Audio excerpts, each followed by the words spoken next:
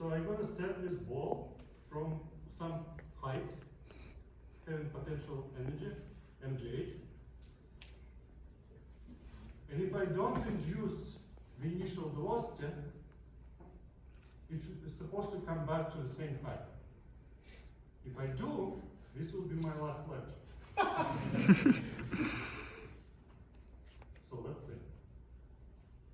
It has enough energy to crash my skull.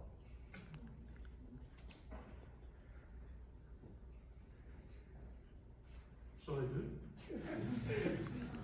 No? Yeah, do it. Who said yes?